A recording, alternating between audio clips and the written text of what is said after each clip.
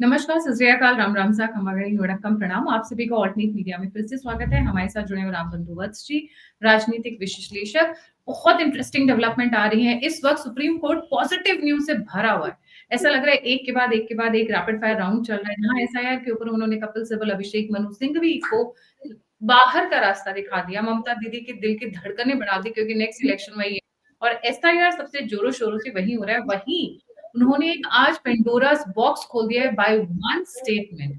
वो एक one statement is worth analysis, because उसके ऊपर हमने जब से जुडिशियल टॉपिक्स स्टार्ट किए हैं दी ऑल्टरनेट मीडिया के ऊपर, we have done thorough research and thorough talks on that. मैंने और अविनाश भाई ने कोलिजियम सिस्टम के ऊपर बहुत बातें की हैं।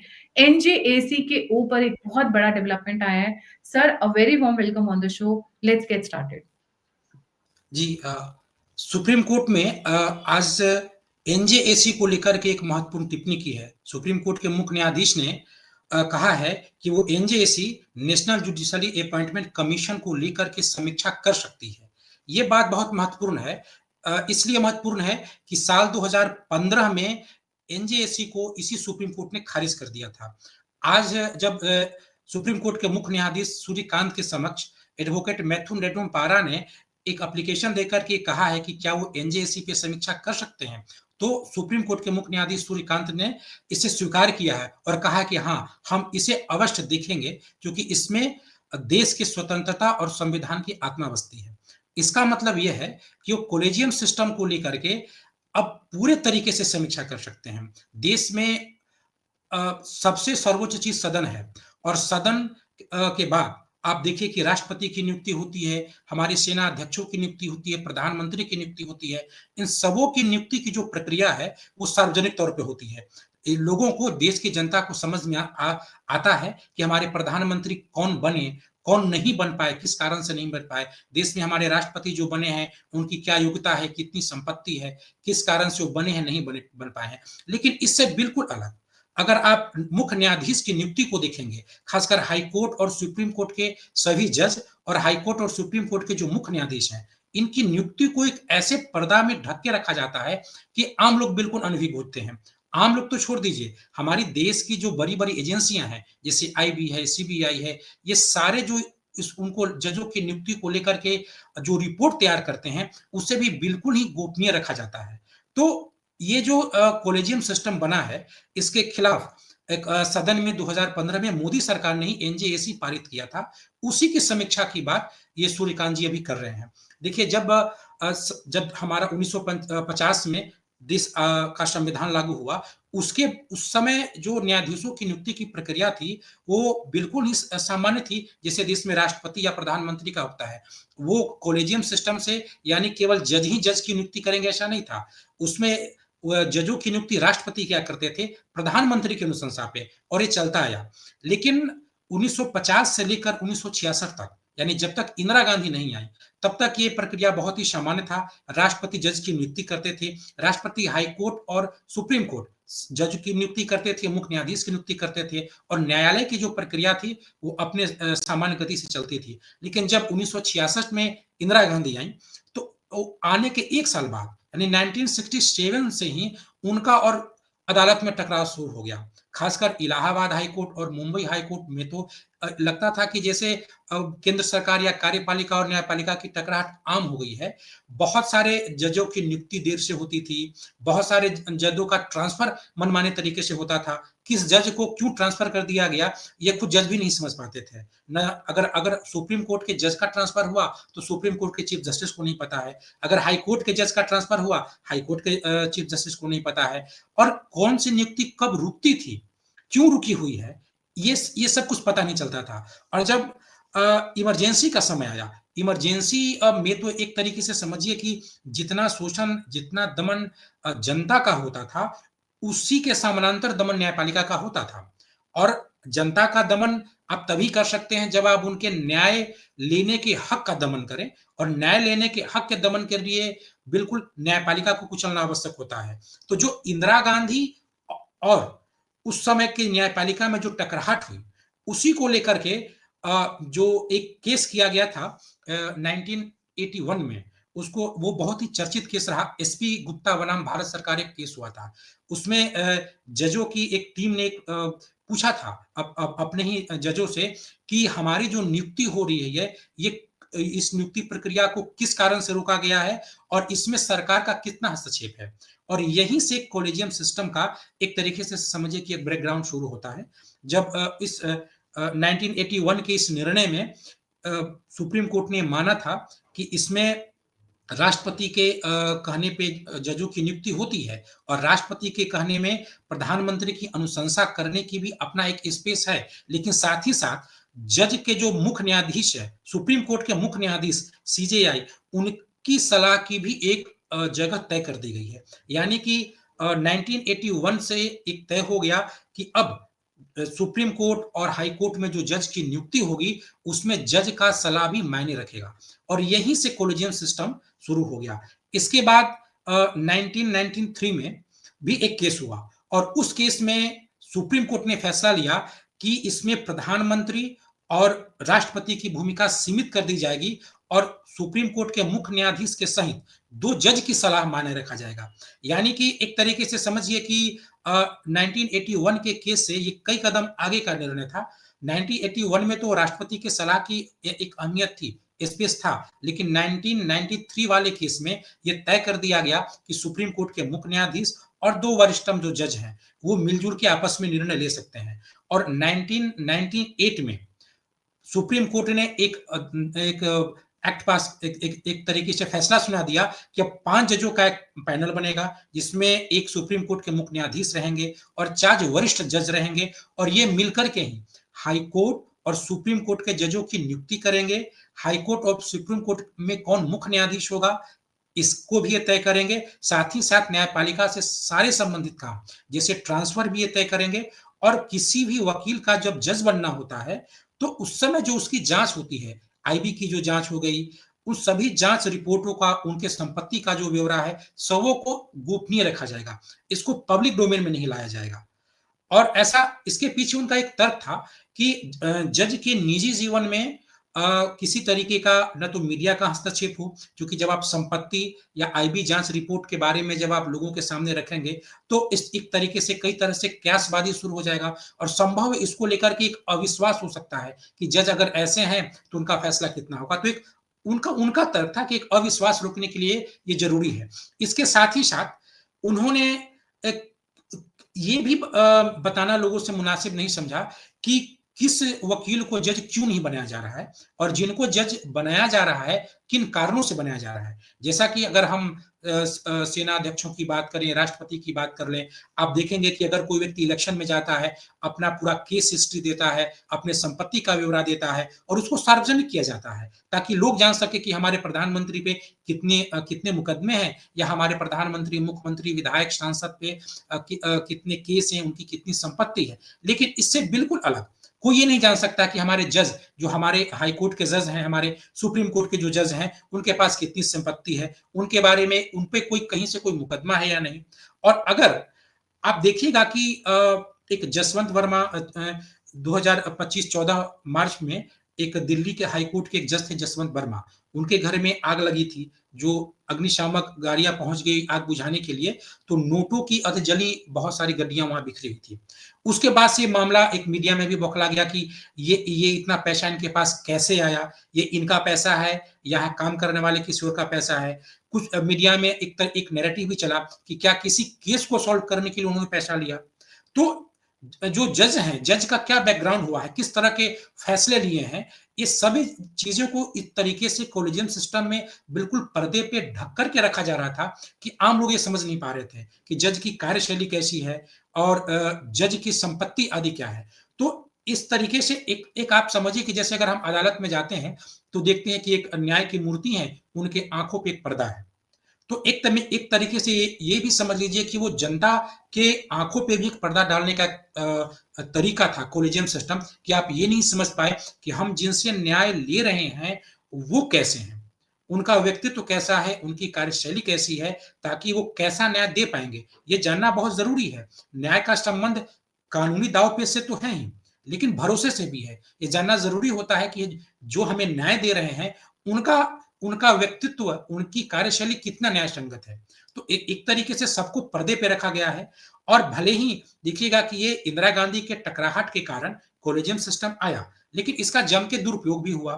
बहुत सारे ऐसे जज रहे जिनको ऐसा लगता था कि सरकार हमारे कामों में दखल-अंदाज़ी कर रही है।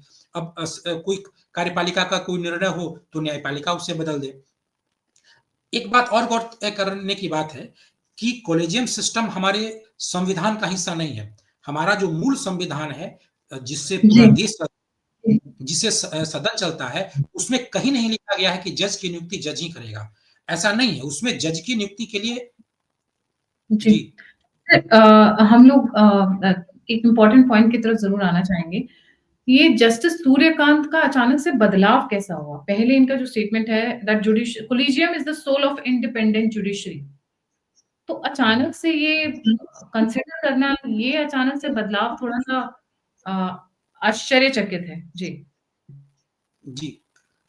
बिल्कुल, देखिए जिस तरीके से जसवंत वर्मा वाला जो केस आया जिसमें नोटों की बहुत सारे नोटों की गड्डी पाई गई, उसके बाद जिस तरीके से मीडिया में लेकर के और देश के बुद्धिजीवियों के बीच और साथ ही साथ एक जो पॉलिटिकल विंग है देश में, जैसा नैरेटिव चला, उसको लेकर के न्यायपालिका कहीं न कहीं बैक फुट पे थी। न्यायपालिका को ये बताना बहुत ही ज़रूरी था कि उनके खिलाफ अगर कोई मुकदमे होते हैं, तो उसमें बहुत अधिक मतलब मैक्सिमम पावर खुद न्यायपालिका का होता है। उसमें ये अगर न्यायपालिका को छोड़ दिया जाए, तो केवल सदन का ही एक अधिकार है कि वो 2 तिहाई बहुमत के साथ उनको हटा सकता है या उनके खिलाफ कोई कार्रवाई कर सकता है। इसके अतिरिक्त न तो कार्यपालिका का है कोई अधिकार है, न पुलिस का कोई अधिकार है। तो मीडिया में, सोशल मीडिया में एक तरीके का नैरेटिव चला था कि जज एक तरीके से स्वयंभू न्यायमूर्ति बन चुके हैं, यानी जो वो कह दें, जैसा वो कह दें और जितना वो कह दें, उतना ही ठीक है। आपको केवल उस पे विश्वास करना है। आमतौर पे आप देखेंगे कि किसी केस को लेकर के अगर कोई नेता या कोई बड़ा आदमी मीडिया में बात करता है, तो एक औपचारिक वाक्यों का प्रयोग बार-बार करता है कि मुझे न्यायपालिका पे विश्वास है, मुझे न्यायपालिका पे विश्वास है। तो ये एक कटसी है कि आपको न्यायपालिका पे विश्वास करना ही पड़ेगा। अब ये विश्वास इस विश्वास को थोड़ा न्यायसंगत तो बनाना पड़ेगा। मतलब एक व्यक्तित्व की जो एक पारदर्शिता और जवाबदेही जो होता है कोई कार्यशैली में, वो जजों के साथ भी तो जुड़ना चाहिए। इसको लेकर के मीडिया में तीखी बहस हुई थी कि जज कैसे हैं, किस तरीके से फैसले देते हैं और कोई काम ये एक तरीके से तो सरकारी काम है, तो वो सरकारी जीवन में, सार्वजनिक जीवन में कितने पैसे कमाते हैं। तो जजों पे एक एक तरीके से समझिए कि नैतिक दबाव पड़ रहा था। अभी जो सुप्रीम कोर्ट के मुख्य न्यायाधीश सूर्यकांत जी ने जो कहा है कि हम इस केस को देखेंगे, उन्होंने पहले जब वो मुख्य न्यायाधीश नहीं थे, तो उन्होंने इसको नहीं माना था और कॉलेजियम सिस्टम को ही कहा था कि ये ही न्यायपालिका के लिए बेहतर है कि वो उस पे राजनीतिक या कोई सरकारी या कार्यपालिका का दबाव नहीं पड़े। लेकिन बाद में आज वही सूर्यकांत जी ये बोल रहे हैं कि हम इस एनजेएसी को देखेंगे क्योंकि इसमें संविधान और एक न्याय संगत तरीके से न्याय करने के लिए ये बहुत जरूरी है। आप एक समझ लीजिए कि ये कहीं ना कहीं उनपे एक दबाव है या देश की पूरी जो न्याय व्यवस्था है उसको लेकर के एक दबाव है। और न्यायपालिका के अंदर भी कोलेजियन सिस्टम ऐसा नहीं है कि कार्यपालिका बनाम न्यायपालिका है। न्यायपालिका के अंदर भी बहुत सारे ऐसे फैक्टर हैं जिसके कारण जो वकील हैं वो भी सफर कर जाते हैं। जैसे हर वकील जज नहीं बन पाता है। जो जो मुख्य न्यायाधीश और वो और उनके अपने चहेते 5 जज हैं, उनके ही नातेदार, रिश्तेदार लगातार जज बन जाते हैं। जो जिनका कोई भी वकील, जिसका कोई भी रिश्तेदार जज नहीं है, किसी भी हाई कोर्ट में जी, नहीं है या सुप्रीम कोर्ट में जी। नहीं है, वो जज नहीं बन पाता है। तो एक एक न्यायपालिका पे दबाव था वकीलों की ओर से भी और एक मीडिया में, सोशल मीडिया में और देश के बुद्धिजीवियों में भी इसको लेकर के एक बहस थी। तो इसका एक प्रेशर हो सकता है जिसके कारण सुप्रीम कोर्ट के मुख्य न्यायाधीश सूर्यकांत जी का इस तरह का बदला हुआ बयान लोगों के सामने आया है। सोशल मीडिया का कितना दबाव रहा होगा? क्योंकि देखिए जो लॉयर्स हैं वो तो बहुत लंबे समय से प्रेशर बनाए हुए हैं। बहुत लंबे टाइम से बातें चल रही हैं। By the way district courts के लिए बाकायदा एग्ज़ाम्स होते हैं जैसे यूपीएससी के एग्ज़ाम्स होते हैं, on similar lines. Social media मुझे लगता है उनको ज़्यादा परेशान किया क्योंकि सोशल मीडिया में उछाल-उछाल के जजेस के नाम चल रहे थे। उनकी जजमेंट्स को बिल्कुल। डिस्कस किया। जी, जी, बिल्कुल, बिल्कुल। सोशल मीडिया एक तरीके से समझ लीजिए कि जो तात्कालिक प्रेशर बना, जिससे वो किसी इस तरह के निर्णय पे मजबूर हो पाए, क्योंकि ये मसला उनके छवि का था। सोशल मीडिया में देखिए, सोशल मीडिया सभी जो कानूनी अड़चने होते हैं, उन सभी मापदंडों से थोड़ा अलग होता है। वहाँ वहाँ लोगों के बोलने का और बहुत सारे कई लोगों के बोलने का एक अवसर होता है। तो इस जजों को लेकर के एक बहुत अच्छा डिबेट चला, बहुत लंबा डिबेट चला। इस डिबेट को आप समझिए कि जसवंत वर्मा का जो केस आया, उसके बाद और गति मिल गई। बहुत सारे लोगों ने इसको लेकर के बोला। तो कहीं न कहीं अगर आप न्यायपालिका के छवि को लेकर के अगर आप कोई क्वेश्चन कर रहे हैं और उसमें एक ज़िम्मेवारी होती है कि न्यायपालिका या जज भी उसका जवाब दे। भले ही ये कोई ज़रूरी नहीं होता है कि आप अगर केस करें तभी जवाब दें। समाज में जो नैरेटिव चल रहा हो, उसको लेकर के एक नैतिक तौर पे भी तो जवाबदेही होती है। तो काफ़ी सोशल मीडिया में चला। ये 14 मार्च वाली घटना के बाद बहुत सारे लोगों ने कहा कि जज कैसे फैसले देते हैं, किन बड़े लोगों को फैसले दे देते हैं और न्याय की जो व्यवस्था है ना, न्याय कोलेजियन सिस्टम का जो सबसे बड़ा जो इम्पैक्ट ये पड़ रहा था कि न्याय को लेकर के कोई जवाबदेही तय नहीं हो पा रही थी जजों के भीतर। जैसे आप कब तक न्याय दें, कितने दिनों के बीच न्याय दें, फिर आपकी कौन समीक्षा करेगा कि आप सही काम कर रहे हैं या गलत काम कर रहे हैं। अगर किसी केस को लेकर के आप देरी कर रहे हैं, जैसे कि जसवंत वर्मा के यहाँ नोटों की जली हुई गड्डियां पाई गई, लेकिन उन पे कोई कार्रवाई नहीं होती। कई दिन बीत जाने के बाद उनका केवल ट्रांसफर हुआ, दिल्ली से ट्रांसफर होकर इलाहाबाद चला गया। अगर इस पे पुलिस का अधिकार होता तो उन पे कार्रवाई हो जाती, उन पे कम से कम मुकदमा तो होता। आम लोग अगर किसी के यहाँ, आप कल्पना कीजिए कि किसी मंत्री, किसी अधिकारी के घर पे अगर इस तरीके से बिखरा हुआ नोट मिल जाए, तो निश्चित तौर पे एक मुकदमा तो होता है। जरूरी नहीं कि मुकदमा में उनका नाम हो, अज्ञात के खिलाफ तो मुकदमा होता है। जसवंत वर्मा के आवास पे जो नोटों की गड्डियां पाई गई, एक अज्ञात के खिलाफ मुकदमा तो होना चाहिए था। चूंकि वो नोटों की गड्डियां एक जज के सरकारी आवास के कैंपस के अंदर पाई गई, इसलिए पुलिस को भी इतनी अधिकार नहीं कि उस पर मुकदमा दर्ज करे। इसमें भी न्यायपालिका की मंजूरी की आवश्यकता पड़ रही है। इसको लेकर के सोशल मीडिया में बहुत सारा डिबेट चला, हर पहलू पे डिबेट चला और इससे उनके छवि को एक तरीके से आप समझिए कि चुनौती मिली।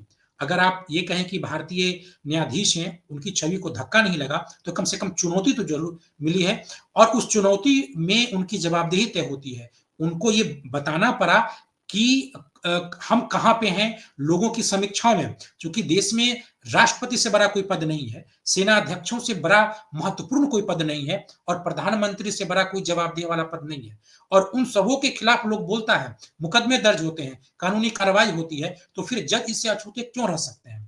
इसको लेकर के सोशल मीडिया में काफी कैंपेन चला है और इसी का एक प्रभाव है, क्योंकि आपने बिल्कुल सही कहा, सूर्यकांत जी ने पहले जब वो केवल जज थे तो उन्होंने इसको रिजेक्ट भी किया था, इसके खिलाफ उन्होंने बयान भी दिया था। इसके एनजेएसी को वो मानते थे कि ये न्यायपालिका के काम में सरकारी एक तरीके से हस्तक्षेप है, लेकिन आज वही से बोलते हैं कि हम इसकी समीक्षा करेंगे। तो मुझे उम्मीद है कि सकारात्मक दिशा में और खुले दिल से इसकी समीक्षा करनी चाहिए। एनजेएसी की समीक्षा इसलिए नहीं करनी चाहिए कि हम इसे रिजेक्ट कर दें या कोई और तरीके का तर्क देकर रिजेक्ट कर दें, क्योंकि पहले भी जो तर्क दिया गया था कोई तर्क संगत तर्क नहीं था। पहले भी 2-4 तर्क जजों के द्वारा दिया गया था कि ये हमारी छवि को सार्वजनिक करने से लोगों के बीच हमारी छवि को लेकर के चर्चा होगी, फिर हमारे फैसलों को लेकर के लोगों के मन में शंका हो सकता है। तो इसमें बुराई क्या है?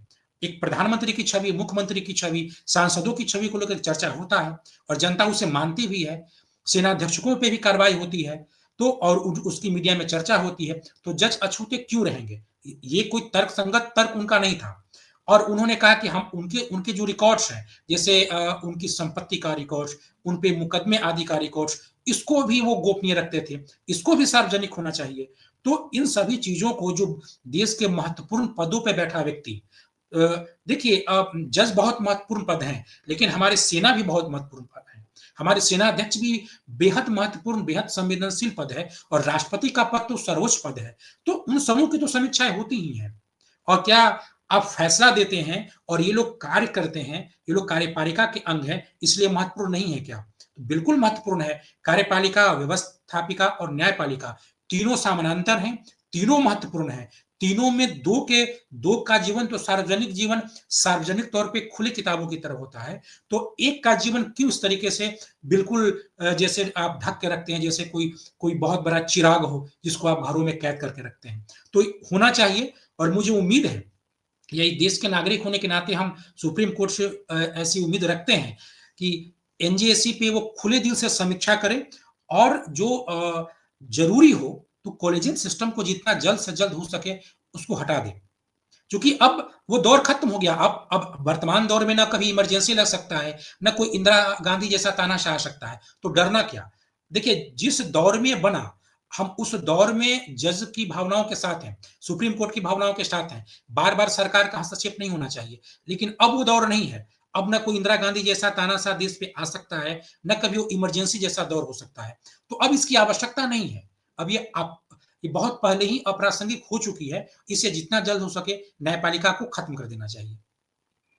बिल्कुल सही कह रहे हैं आप। It is a very nice development and a very positive development, जैसे कि एसआईआर पर बहुत अच्छा डेवलपमेंट लिया था। आधार कार्ड के ऊपर भी सुप्रीम कोर्ट की जो ऑब्जर्वेशंस थी, जो टिप्पणियाँ थी, वो बहुत कंस्ट्रक्टिव थी, आई वुड से।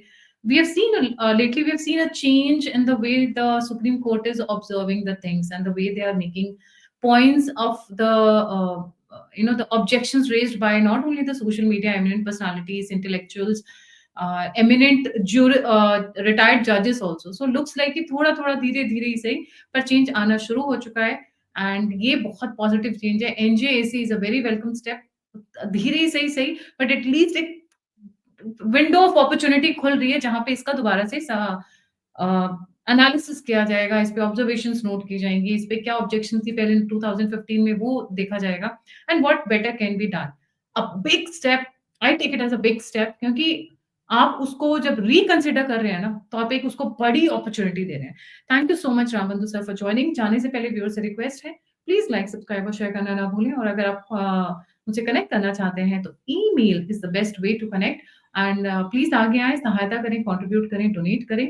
नंबर और यूपीआई दोनों स्क्रीन के ऊपर है। इसी के साथ जय हिंद, जय श्री राम, हर हर महादेव।